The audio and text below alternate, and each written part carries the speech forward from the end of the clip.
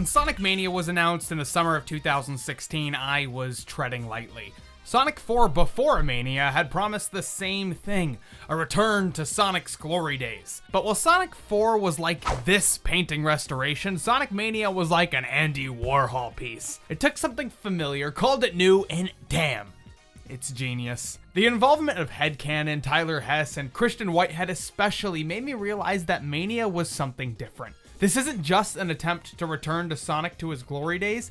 Mania exists as if it were a part of the glory days. It feels like a proper continuation. The updated sprite art, redesigned visuals, and carefully selected callbacks to older games made Mania the perfect nostalgia bait. But like a good YouTuber, this clickbait has substance to it. A year ago, I said that there was a good chance Sonic Mania may be my favorite Sonic game, and I still hold the door open for that possibility. But I have to admit, I haven't actually played Sonic Mania since it came out, and that's true for every Sonic game that I reviewed in my giant series. Don't get me wrong, this has nothing to do with my love for the character. I still love the character, but I'm finding it harder and harder to revisit games that I have already played. That being said, it's amazing how well Sonic Mania has been able to stay in the public eye. Between the Sonic Mania adventure shorts by Tyler Hess and Sonic's killer social media team, I have not stopped thinking about Mania since it came out.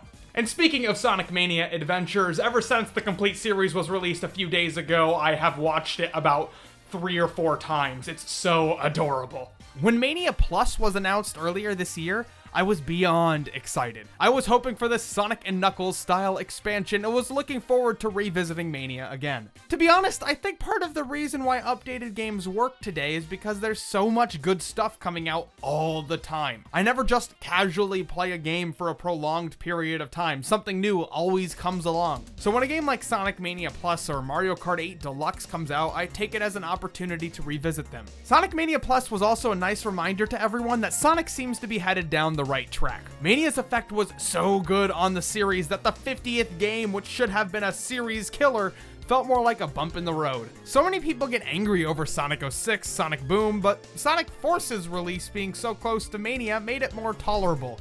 It wasn't a great game, it wasn't even a good game, but I felt so confident from Mania that Forces was ultimately just a little moment to laugh at what Sonic used to be, even though it came after Mania. Hopefully another success like Mania comes out at some point. It would really help to secure confidence in the series. But my fear is they're going to make Sonic Mania 2. It's a great game, but I don't want to see Mania 2. I'm not so sure that would be good for the series long term. At least not for a few years. That being said, I want more Sonic Mania. So, Sonic Mania Plus. Let's talk about it. Sonic Mania Plus is a DLC pack for Sonic Mania. But what makes it so cool is it gave Sega an excuse to release a physical version of Sonic Mania. Let's be clear, I would have bought this if there was nothing new inside because I wanted a physical release of Sonic Mania so badly. I mean, look at this cute little art book. Fortunately, Sega doesn't want to take advantage of my wallet. My wallet, which has been beaten down by Beyblade, Bionicle, and Digimon cards. The new additions to the game help to make it feel a little more fresh. First are the new characters, Mighty and Ray, who were first introduced in Sega Sonic the Hedgehog, an arcade game which has never seen a proper re-release due to the original having a trackball control scheme. Mighty and Ray fit right into the classic Sonic design scheme. So many long-running series end up having conflicting designs, especially Sonic the Hedgehog, so it's nice to see these two old characters specifically bring something new and familiar to classic Sonic gameplay. Mighty the Armadillo is resistant to little spiky spikes and can essentially do a Mario-style ground pound, while Ray the Flying Squirrel can do a Mario-style glide, but that's fine because it's from Super Mario World, and Super Mario World is the best one. While Mighty and Ray are fun little additions, the real star of Mania Plus, the plus in Plus, is the Encore mode, which remixes the game on several fundamental levels, all of which I love and all of which frustrated me endlessly. The only 2 brand new level additions to Encore mode are a short introduction with a playable version of Angel Island Zone and a completely new Act 1 for Mirage Saloon Zone, which replaces the plane segment from the original Sonic Mania.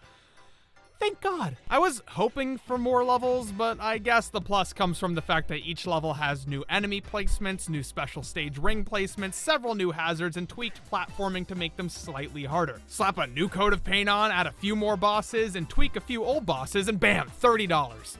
Or $5 DLC if you're a sane person who doesn't need to spend an extra $25 to add a dust collector to their shelf. Encore mode would just be a standard hard mode if it weren't for the new lives system. At the beginning of Encore mode, Sonic saves either Mighty or Ray from one of the hard-boiled heavies, Robotnik's evil gang of robots. The other one ends up being just a mirage.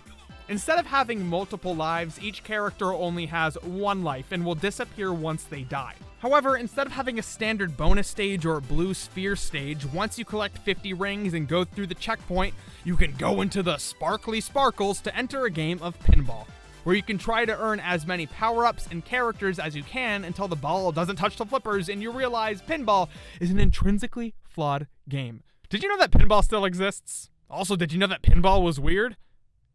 New Billiam video coming very soon. Unfortunately, you can only switch between your two most recently played characters. So if you see a place only Knuckles or Mighty can access, but you're playing as Ray and Sonic, you're done. Unless you find one of two items which allow you to switch between the characters you have in your inventory. I love how you're actually forced to play as all the characters. I often only play as Sonic because he's my fave, but being forced and being able to switch during a level is a great way to make the game feel fresh. I kind of always wanted this, but I never realized it until it was given to me. However, giving each character only one life makes it incredibly easy to get a game over. Once your character dies, the second on-screen character becomes the main dude, and one of the others comes out to play. So like, you can lose all of the good boys in succession if it's at the right moment. Let's say you're in a boss fight. You don't have any rings left and there's no rings in the fight. They just die like 1, 2, 3, 4, 5 at game over. If both characters die before the next one comes out, you go back to the last checkpoint like we're a normal Sonic game. If you only have one character left, it goes straight to game over. There were so many times when I was having trouble in a boss fight or was just underwater and I ate through all 5 characters. Please work on stocking up on those continues.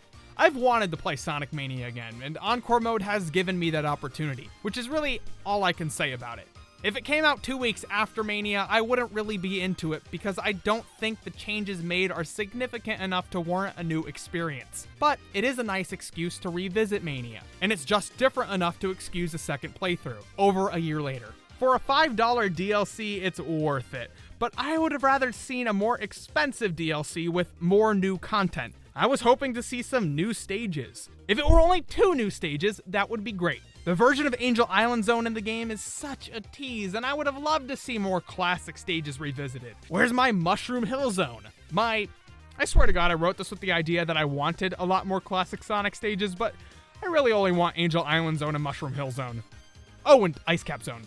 Sonic Mania Plus is worth the $5 and is worth the revisit, and the physical edition is something I've wanted since I pre-ordered the special edition for Mania back in, like, January of 2017. But it's not as much as I was hoping for. In that sense, it's a bit of a letdown, but it's Sonic Mania, so it was still a great experience. Sonic Mania was something the series has needed for a long time, and unfortunately, there have been many games which have seemingly been series saviors, but turned out to either be letdowns or games which have been good enough on their own, but not that redefining experience the series has needed. I usually play every single Sonic game as they come out, but no Sonic game really makes me feel optimistic for the future of the series. That being said, Sonic Mania has made me incredibly excited for what's next for the character. I'm just hoping Sonic Forces 06-2 doesn't come out and ruin everything. I think Sonic Mania, along with Sonic Mania Plus and Adventures and the way Sonic has been presented recently, shows that Sega is ready to turn things around. And maybe that means they're just going to play safe from now on, and maybe that doesn't lead to many innovative Sonic games, but I don't necessarily think Sonic the Hedgehog is the right game series to push game innovation forward. And that's okay. With them playing it safe, I hope Sega releases something that people have been waiting for forever. I truly believe the next game Sega is going to release under the Sonic the Hedgehog series is going to be Sonic Adventure 3. Or I'm just fooling myself. Again. For the 17th year in a row. Anyways, as you can see, I'm in a completely different area. For those of you who have been watching me for a while, you know that this is the room I used to record in, and that's right, I am out of town visiting my family and my girlfriend. I didn't live stream earlier this week. I'm not live streaming next week. I'm not even posting a new video this week. I'm actually going to take some time for myself because I think I need it. If you want to stay up to date with what's been going on with me, including my convention adventures and what I will be doing the next few weeks, please be sure to follow me on both Twitter and Instagram. If this is your first video of mine, please consider subscribing, and also if you're already subscribed, consider hitting that notification button. I know it's obnoxious when YouTubers talk about this kind of stuff, but YouTube is constantly making it harder for viewers to see content creators' videos. So if you want to make sure you see everything I produce, be sure to follow me on every avenue that I put videos out on. That includes YouTube, Instagram, and Twitter. I will always link it there. Other than that, have a good day. Thank you for watching, and I will see you in a few weeks.